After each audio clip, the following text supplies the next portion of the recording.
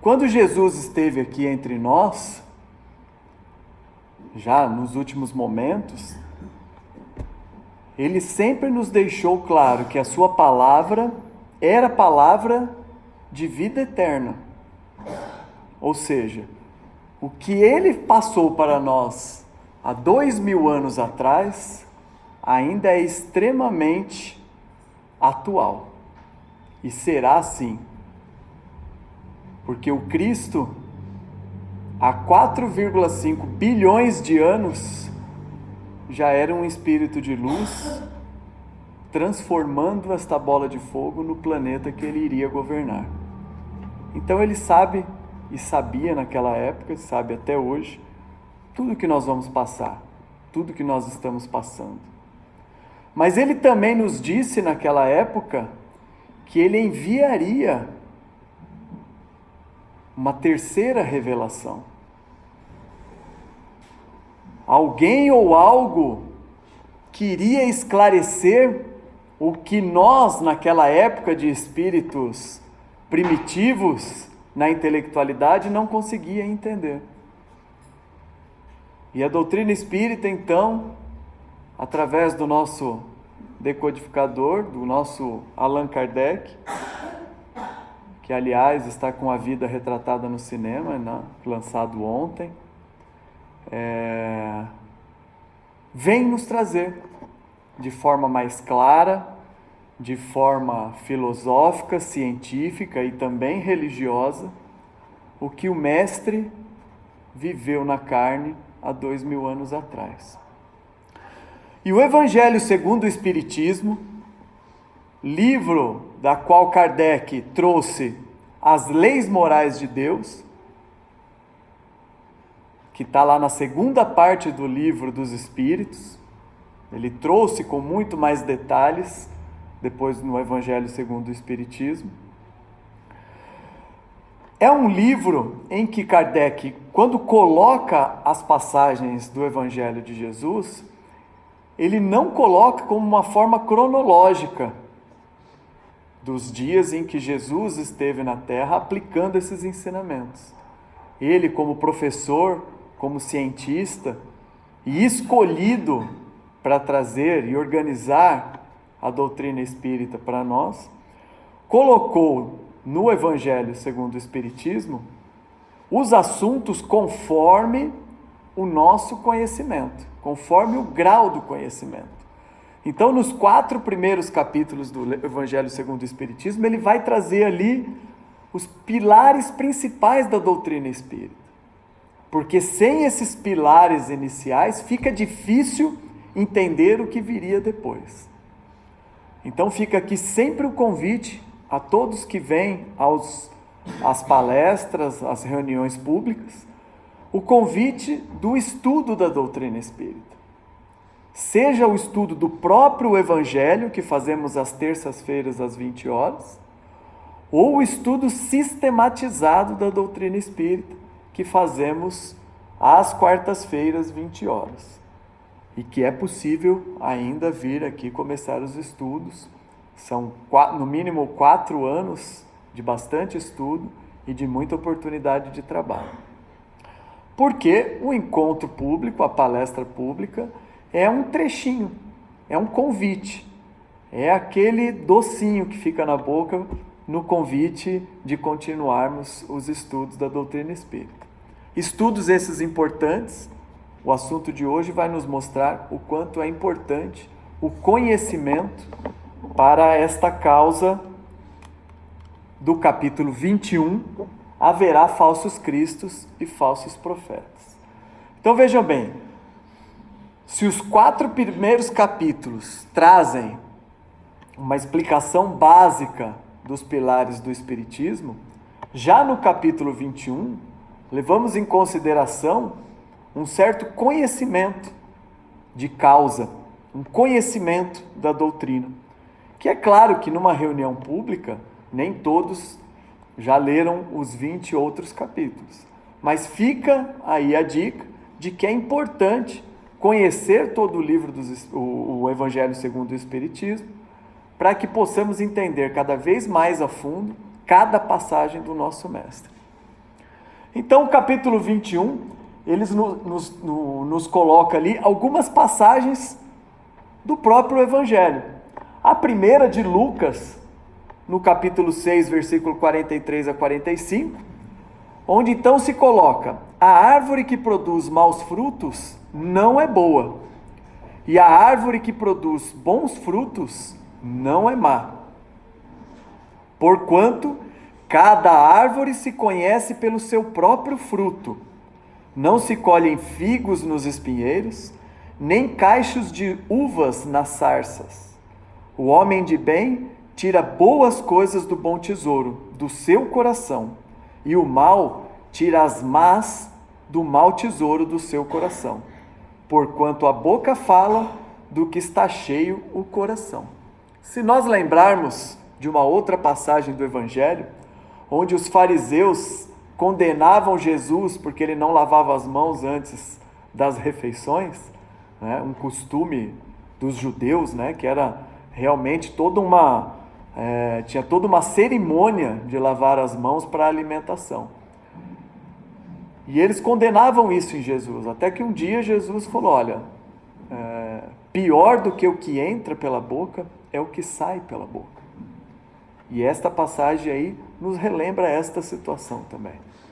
Que fruto que a boa árvore dá, que fruto que a má árvore dá.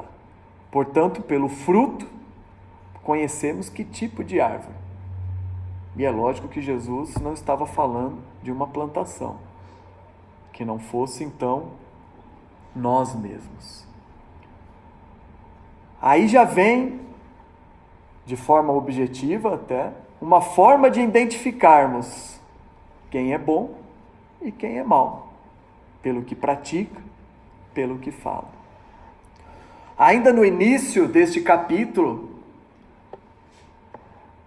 vem mais um alerta. Neste caso, Kardec juntou Mateus e Marcos, e aí diz: então, se alguém vos disser, o Cristo está aqui, ou está ali, não acrediteis absolutamente, porquanto falsos cristos e falsos profetas se levantarão, e farão grandes prodígios e coisas de espantar, ao ponto de seduzirem, se fosse possível, os próprios escolhidos. Quantos prodígios, quantos malabarismos não se passou depois da vinda de Cristo? Quantos falsos profetas, falsos cristos defenderam o Evangelho de Jesus de uma forma totalmente errada? E quantas vezes nós caímos nessas profecias durante as nossas passagens terrenas?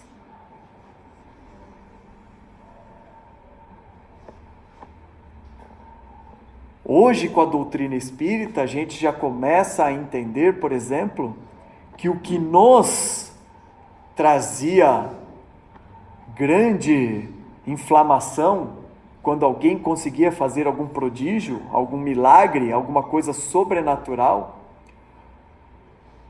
nas vidas passadas, em épocas passadas, hoje, pelo Espiritismo, já sabemos que, pela lei de Deus, tudo vem de forma natural. O que nós vemos de sobrenatural, ou é por falta de conhecimento, ou é por falsos cristos e falsos profetas. Dentro do que nós já conseguimos entender, Deus nos trouxe tudo de forma natural. Se não fosse assim, Jesus não precisava nascer de um ventre, crescer numa família, trabalhar como carpinteiro e aos 30 anos de idade sair para apresentar o seu Evangelho em 3 anos, da forma como ele fez, com uma linguagem de vida eterna.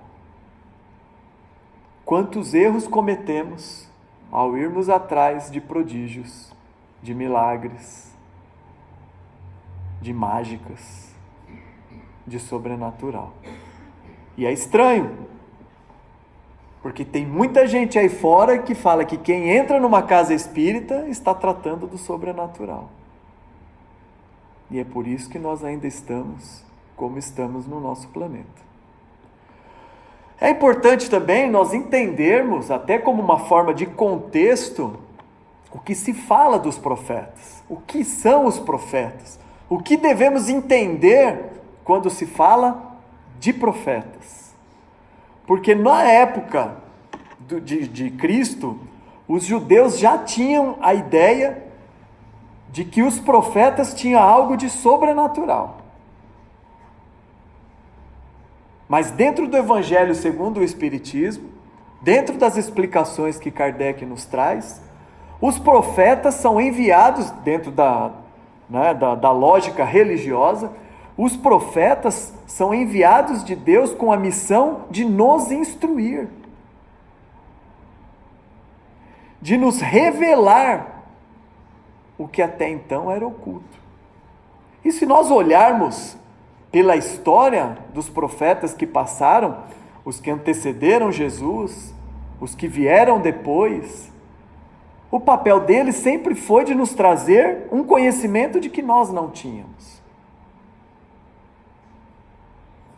Dentro de todo esse conhecimento, dentro de toda essa evolução que esses espíritos que vieram antes de Jesus tinham, acabavam por prever algumas coisas que iriam acontecer. E aí surgiu a confusão. A confusão de que profeta tem que ter o poder de premonição, de prever o futuro. Tanto é que Jesus, depois de preso, já no início do seu caminho ao Calvário, era toda hora tentado. Vai, profeta, profetiza, tira você daqui. O que vai acontecer? Você não consegue ver o que vai acontecer? Porque se tinha essa ideia de que o profeta precisava prever o futuro. Então, por isso que naquela época, e infelizmente até nos dias de hoje, quando se fala em profetas, se fala em premonição, em prever futuro, em saber como estão as coisas. Mas nós temos que entender que todos esses que vieram anunciar a vinda de Jesus, anunciar a existência de um Deus único, anunciar tudo o que vinha para acontecer até os dias de hoje, vieram com o intuito de nos instruir e de nos revelar situações ocultas. Nesse contexto, Kardec foi um profeta. Neste contexto, os espíritos que nos auxiliaram a entender o que se passa pós-vida carnal são profetas. Chico Xavier, no seu trabalho, junto com os espíritos que trabalharam com eles, nos trouxeram instruções até então obscuras e desconhecidas para nós na matéria. Esse é o papel do profeta. Então, na maior parte das vezes que nos enganamos com quem nos trazia informações do futuro, que profetizavam sobre nossa vida de uma forma enganosa, já não passaríamos por isso. Quantos de nós conhecemos pessoas, ou até nós, já passamos pela situação de ir buscar um profeta, ou alguém que pudesse olhar para nós, mexer em alguma coisa e explicar o nosso futuro, ou dizer o que nós tínhamos que fazer? Quantas vezes nos guiamos na nossa vida por uma cartomante, por um búzios? Este alerta de Jesus, que Kardec traz no capítulo 21, pois acredita na nossa maturidade espiritual, é para isso. Quanto teríamos evitado na nossa história se tivéssemos seguido isso? cruzadas, Primeira Guerra, Segunda Guerra, Inquisição, tudo por seguirmos profecias. Alguém que queria nos trazer verdades. Mas Jesus estava nos avisando. Outra situação que também é comum, principalmente em quem se apega muito às escrituras antigas, é achar que esses ensinamentos de Jesus estão relacionados ao passado. História de profeta nos dias de hoje? Existe isso? Existem falsos profetas nos dias de hoje? Existem pessoas que conseguem nos conduzir em nome de Jesus, em nome de Deus, para caminhos obscuros?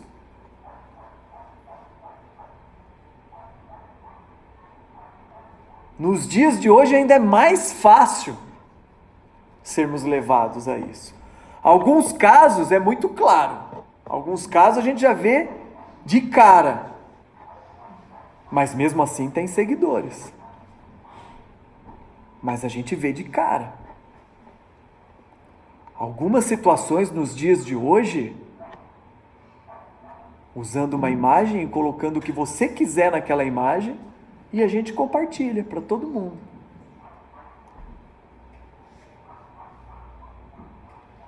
Se Chico Xavier tivesse falado tudo que hoje em dia a gente vê que ele falou, teria passado de 1000 livros, né? E eu acho que poderia ter ajudado ainda mais o movimento espírita e a caridade. São exemplos dos dias de hoje. É muito fácil. Pega uma frase de uma imagem de outro, cola nas outras, põe no WhatsApp e daqui a pouco está todo mundo colocando aquela situação. Mensagens de Chico de agora, de antigamente, do Divaldo. Quantas pessoas estão sendo prejudicadas por isso? O exemplo que eu pus aí não é nem de prejuízo, porque dificilmente alguém vai colocar uma mensagem ruim na imagem do Chico, porque isso já não pega. Mas são falsos profetas que montam as coisas.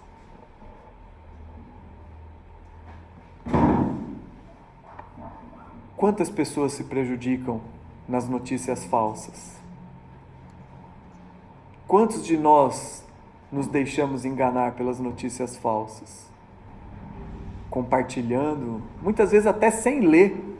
Recebe um vídeo lá de montagem, de slide, do jeito que recebeu, já passa para frente, não vê nem o que está passando, esquecendo que cada um de nós somos referências para algumas pessoas. E nós estamos compartilhando. Não precisei nem trazer Hitler, não precisei nem trazer figuras medonhas que tiveram na nossa história após a vinda de Cristo.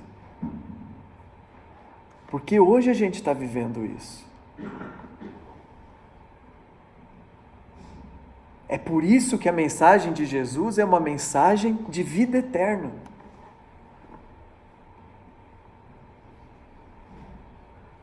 Nós temos o nosso papel de multiplicar o Evangelho de Jesus. Mas não precisamos. E toda vez que eu trago uma informação do Evangelho de Jesus para alguém que não conhecia isso, nós estamos sendo profetas. Nós estamos trazendo um conhecimento que era obscuro para aquela pessoa. Essa é a correlação. Alguns da história acabaram tendo situações trágicas para o planeta, mas nós podemos influenciar algo trágico para uma família, para aquela pessoa. Então nós temos que tomar muito cuidado com essas situações, de seguir, mas também para quem nos segue. Tenho certeza que esta mensagem do Cristo ainda vai servir para muito tempo. Mas agora temos aqui 25, 30 pessoas que começam a entender que aquilo que foi dito no passado não foi dito só para o passado, que ainda é para os dias de hoje, e que nós temos um papel de profeta, de trazer os ensinamentos de Deus, de esclarecer as pessoas que estão sofrendo, que não têm o conhecimento da doutrina espírita, e nós podemos passar isso sem nem precisar doutriná-los na doutrina espírita. Com o conhecimento que a gente adquire aqui, nós podemos levar palavras, conhecimento, sabedoria para pessoas que necessitam, sem que elas tenham que vir aqui tomar um passe ou sentar na mesa. E isso com o tempo vai acontecendo. A pessoa vai percebendo que o que você está falando é verdade, faz sentido, e ela vai querer saber de onde você está adquirindo esse conhecimento. Por que saem frutos tão bons desta árvore? Eu também quero dar frutos bons. Esse é o nosso papel. E neste caminho, nós não seremos falsos profetas. Dentro do Evangelho, dentro deste capítulo, Kardec também coloca esta passagem de João na epístola, na primeira epístola dele, em que coloca lá: não creiais em qualquer espírito, experimentai se o espírito são de Deus, porquanto muitos falsos profetas se têm levantado no mundo. E aí a gente vem num assunto próprio de doutrina espírita.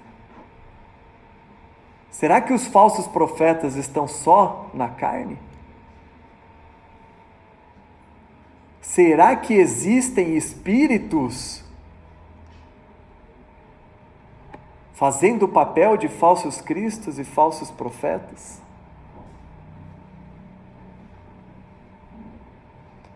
Quando nos adentramos nos estudos da doutrina espírita, no próprio livro dos Espíritos ou no livro dos Médiuns, nós vamos ver lá uma vasta classificação dos espíritos.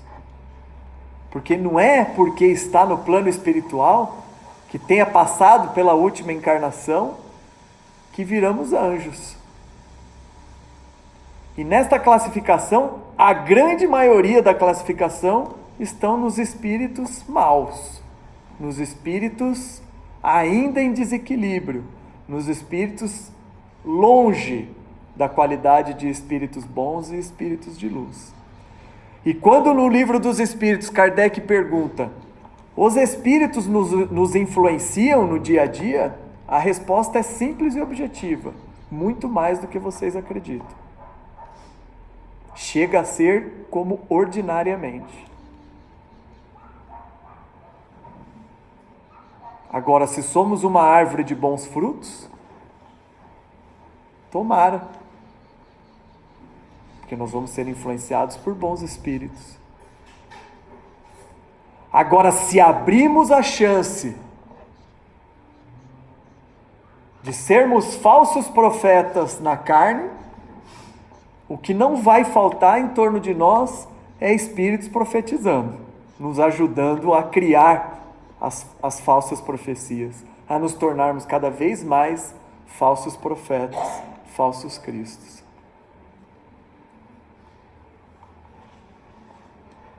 Então, dentro do livro dos Espíritos, do livro dos Médiuns e até no capítulo 21 do Evangelho, explica-se que normalmente esses espíritos que influenciam pessoas na Terra a aplicarem esses falsos ensinamentos são espíritos totalmente envolvidos no orgulho, no egoísmo, na arrogância, na prepotência. Espíritos que passaram da carne para a erraticidade, mas que continuam achando que são os melhores, que o seu conhecimento é capaz de tudo.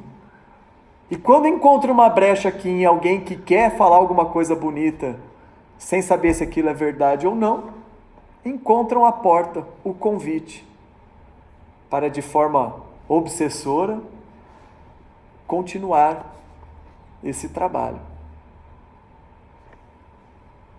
Então, para alguém se vestir como Cristo nos dias de hoje, com coroa de espinho na cabeça, se dizendo ser Cristo e andando por aí, falando como se fosse uma cena de filme, a gente começa a entender a quantidade de influências espirituais que estão ali e nos que o seguem.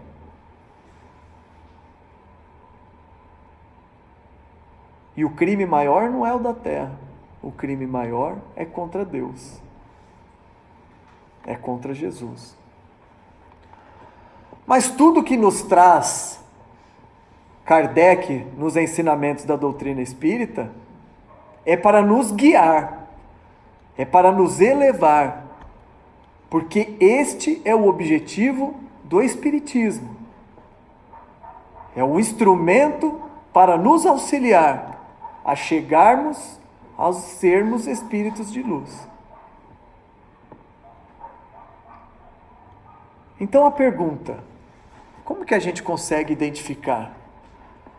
Porque se é um Henri Christie ali, é fácil de ver que tem alguma coisa de falso. Mas como identificar que o Alexandre que está ali no centro espírita está falando algo que é ligado à doutrina espírita? Como saber se aquela palestra que eu estou assistindo no YouTube está trazendo alguma coisa positiva ou não?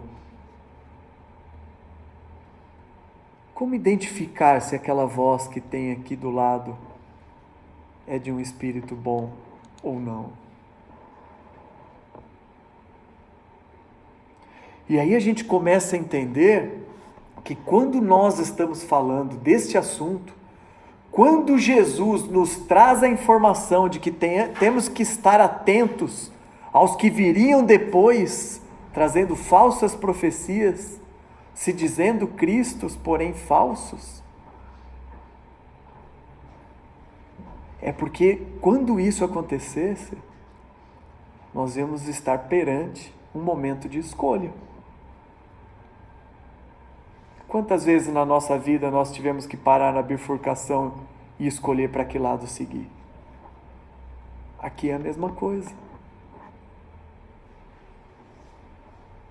Definir se dá para ouvir aquilo e compartilhar e usar aquilo como conhecimento para sermos profetas do próximo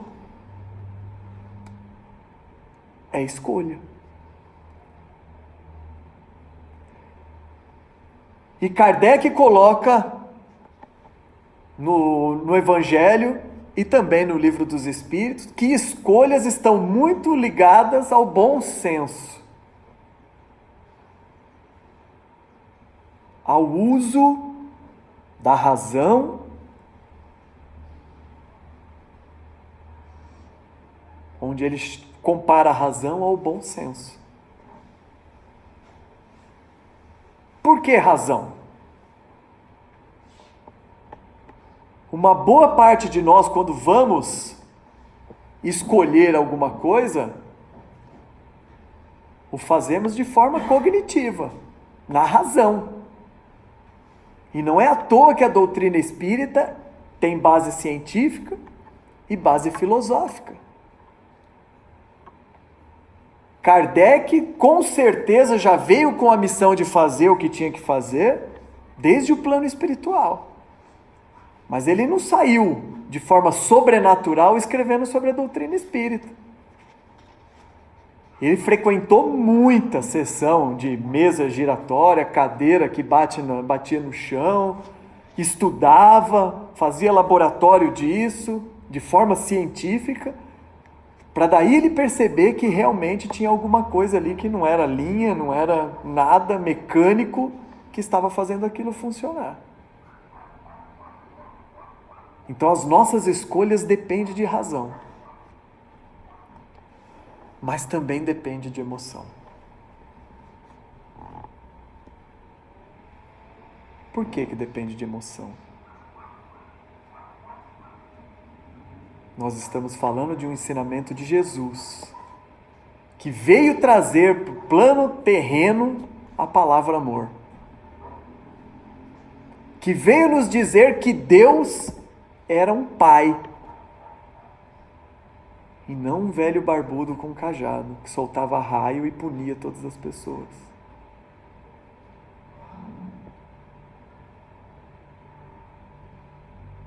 Se agirmos friamente, só com a razão, podemos tomar decisões como as tomadas no nazismo. Se agirmos só com a emoção, vamos fazer as mesmas coisas. Quando juntamos a razão e a emoção, que hoje cada vez mais entendemos que são áreas distintas do nosso cérebro, temos o equilíbrio para discernir, para escolher.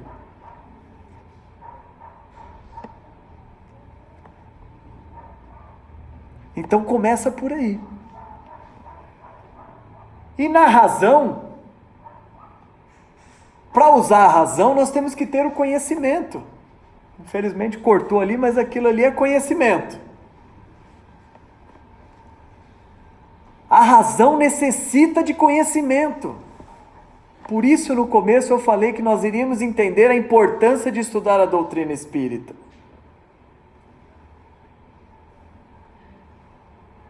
Quantas pessoas nós conhecemos que tudo é culpa dos espíritos?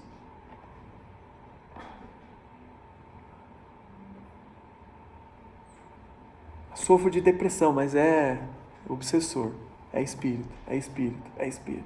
Ah, hoje eu estou nervoso, acho que encostou alguém aqui em mim. Falta de conhecimento para tomar decisões, para usar a razão.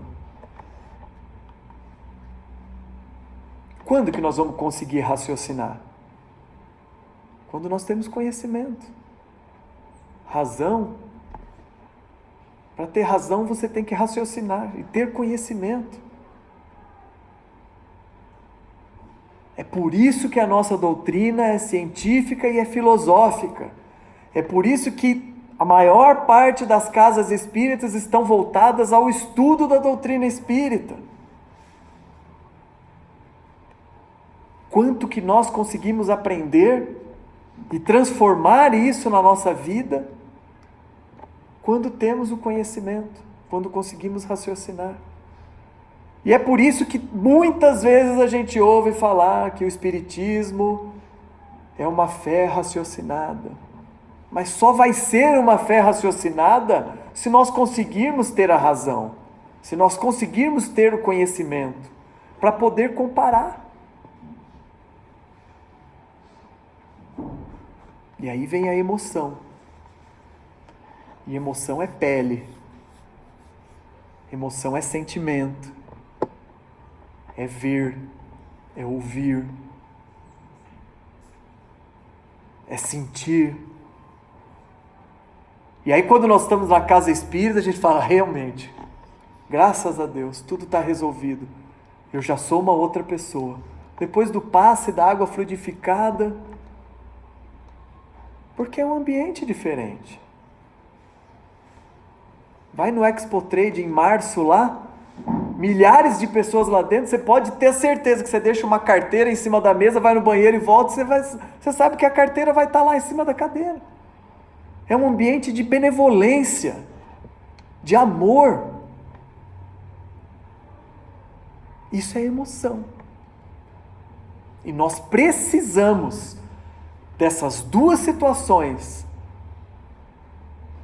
para tomarmos a decisão, a escolha de ouvir aquilo ou não ouvir, de compartilhar aquele conhecimento que você está adquirindo naquele momento ou não. Faz muito sentido isso. A forma de nós identificarmos o que são árvores más e árvores boas é conhecendo daquele fruto. Nós podemos experimentar, e se for mal, vamos sofrer. Se for venenoso, vamos morrer. Mas nós podemos, com a razão e com a emoção, com o conhecimento, com o raciocínio e com a fé, identificarmos essas situações que são muito sérias, gente. A quantidade de suicídios que estão acontecendo no planeta e no Brasil, por notícias falsas, por compartilhamentos de vídeos e fotos, de montagens, ou até verdadeiras. Jovens que se matam com a simples vergonha de voltar para a escola e encarar todo mundo. É muito sério o assunto. Nós não estamos mais falando dos profetas de roupas longas, cabelos longos, turbantes. Nós estamos falando dos dias de hoje. E quando a gente cai nisso? Nós podemos dizer que é como acontece com quem cai num golpe. Quando a gente vê na televisão mais um golpe na praça, e aí mostra lá o golpe, né? O cara vendendo um negócio, não sei o quê, e aí entrevistam lá 2 ou 3 pessoas que estão na delegacia dando queixa disso. O que normalmente tem na história das pessoas que caíram no golpe? O que tem ali? Por que essas pessoas caíram no golpe? No mínimo estavam buscando alguma facilidade. Alguma coisa mais fácil do que passar pelo que tinha que passar. Vantagens, falta de fé, sim. Quando nós procuramos um tratamento, mesmo que espiritual, para resolver um problema que depende de nós resolvermos, nós não temos fé. Ou temos fé naquela pessoa.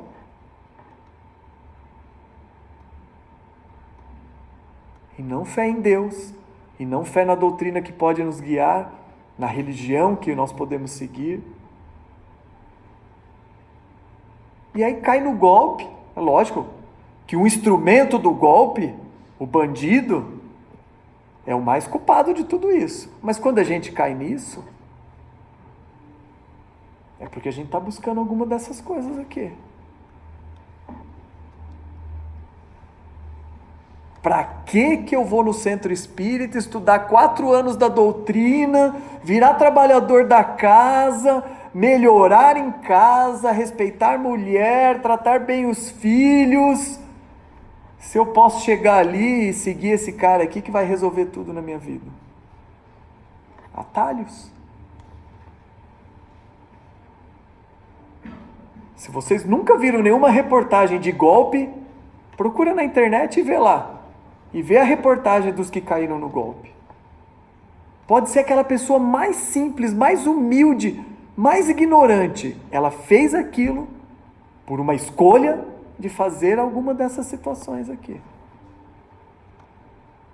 E nas coisas religiosas é da mesma forma.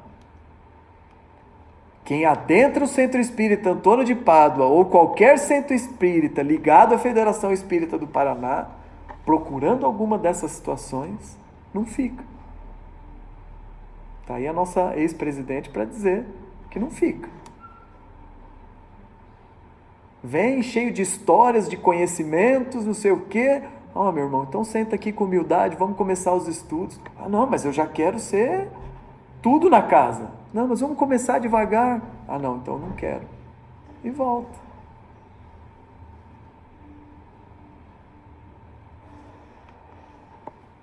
Estava esquecendo de uma boa aí também. Preguiça.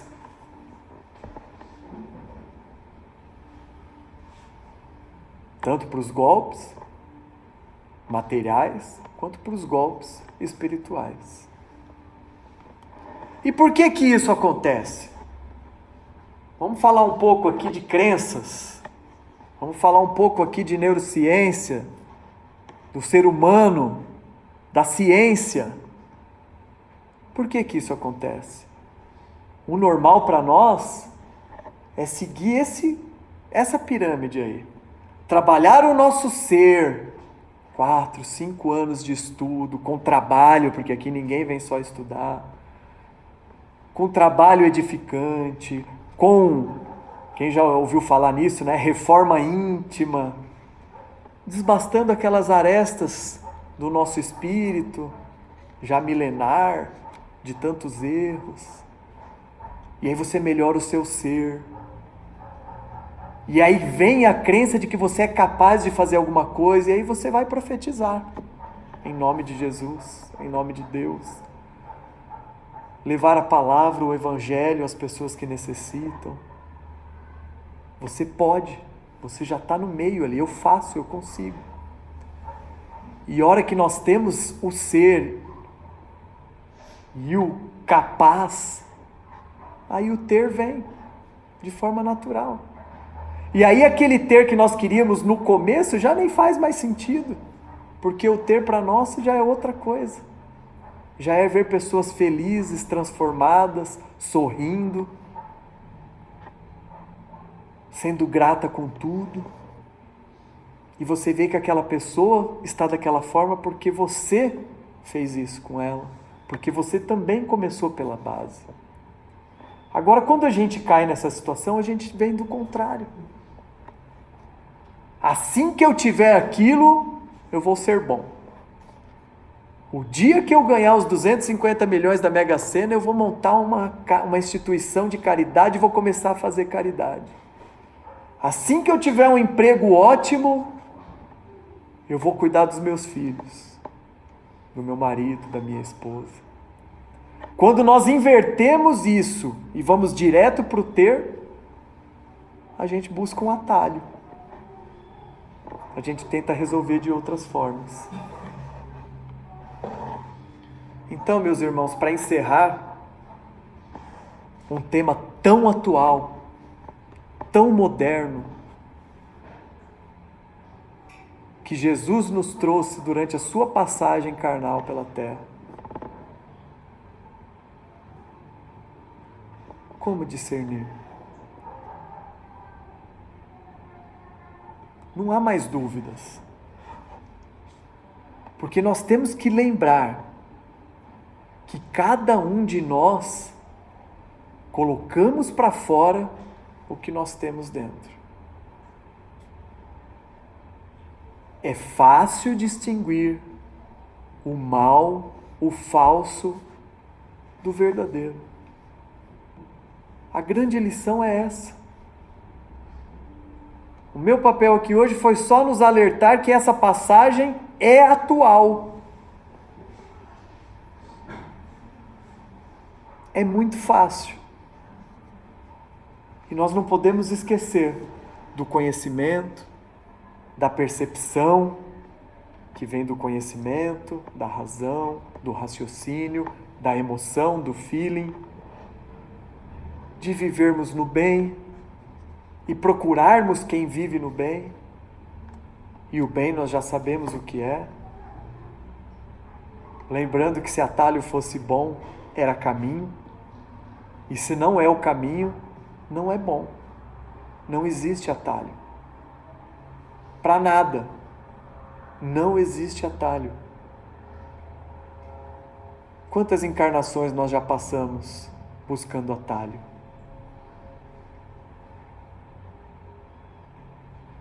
Portanto, este é um capítulo curto, vale a pena a leitura em casa.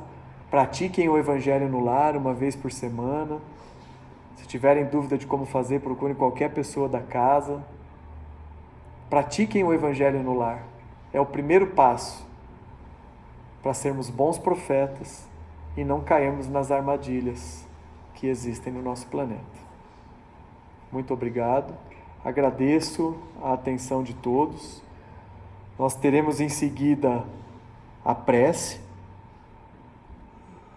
e o passe. Vamos então, neste momento, fechar os nossos olhos